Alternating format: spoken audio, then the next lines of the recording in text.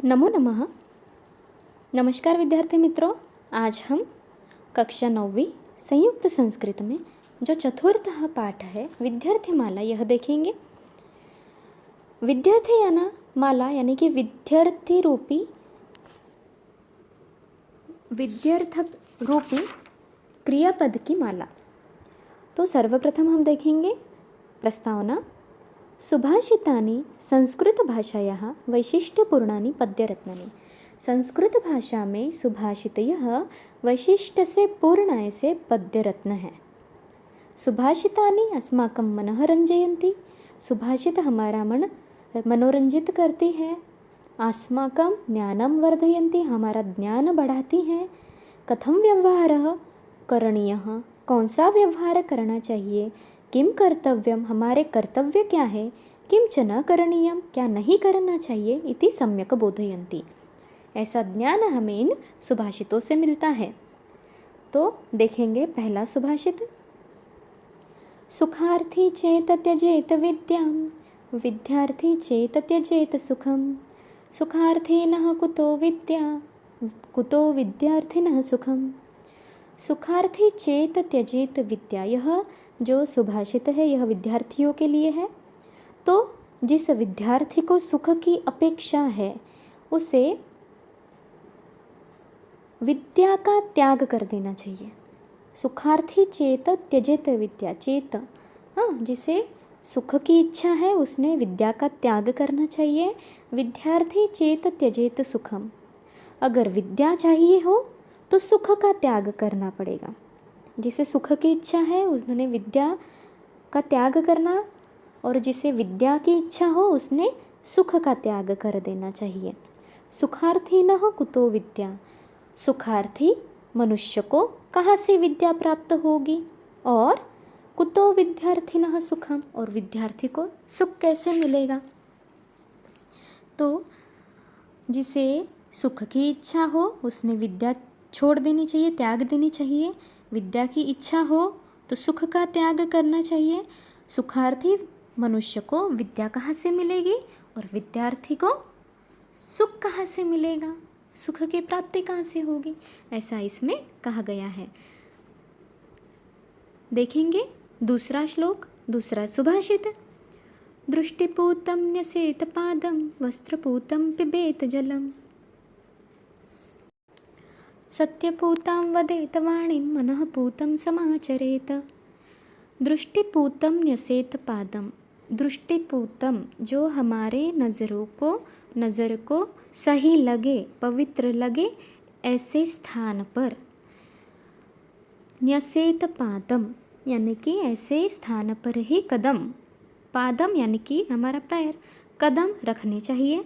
वस्त्रपूतम पिबेत जलम, पानी हमेशा छान के कपड़े से, वस्त्रपूतम वस्त्र यानी कि कपड़ा, कपड़े से छान कर पीना चाहिए।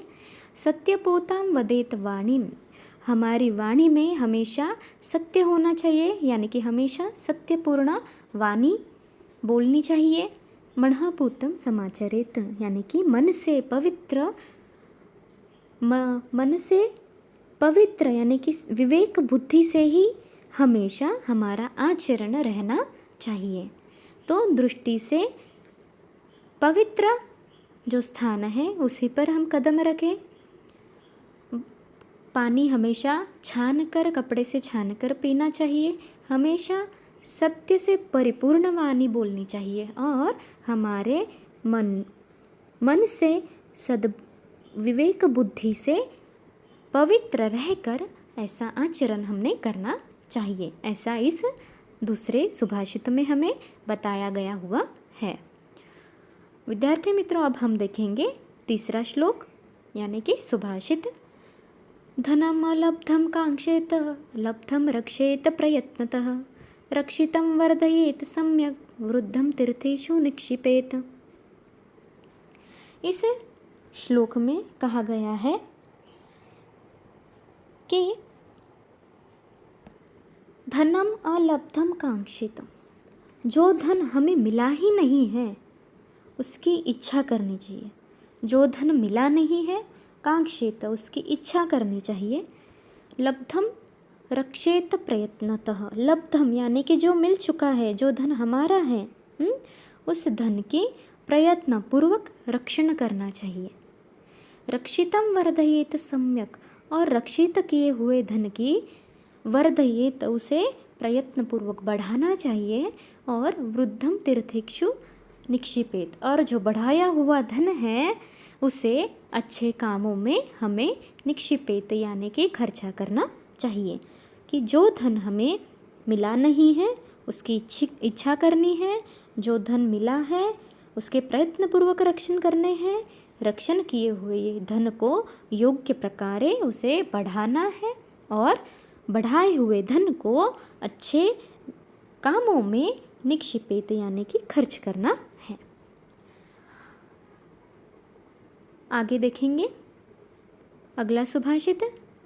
अक्रोधेन जयेत क्रोधम, असाधुं साधुना जयेत, जयेत कदर्यं दानेन, जयेत सत्येन चानुतम। यानी कि अक्रोधेन जयेत क्रोधम, अक्रोधेन यानी कि क्रोध, जयेत यानी कि जीतना, क्रोधम क्रोध से, क्रोध को अक्रोध से जीता जाता है। असाधुं साधुनाम जयेत,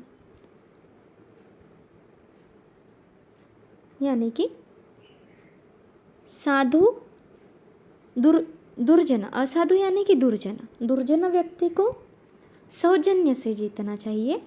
जयेत कदर्यम, कदर्यम यानी कि कंजूस आदमी, उसे दान करके जीतना चाहिए। और जयेत सत्येन चानुतम, यानी कि सत्य को असत्य से हमें सत्य को असत्य से हमने जीतना है। तो क्रोध को अक्रोध से जीतना है, दुर्जन को सौजन्य से, दान करके कंजूस आदमी को मनुष्य को वश में करना है, और सत्य से असत्य को हमें विजय उस पर प्राप्त करनी है। तो इस प्रकार आपको यहाँ पर 4 श्लोक बताए हुए हैं और 5वां श्लोक इस साल हमें नहीं है। तो आपको यह 4 श्लोक आपको अच्छे से याद करने हैं और इसका अर्थ समझ कर लेना है। धन्यवाद।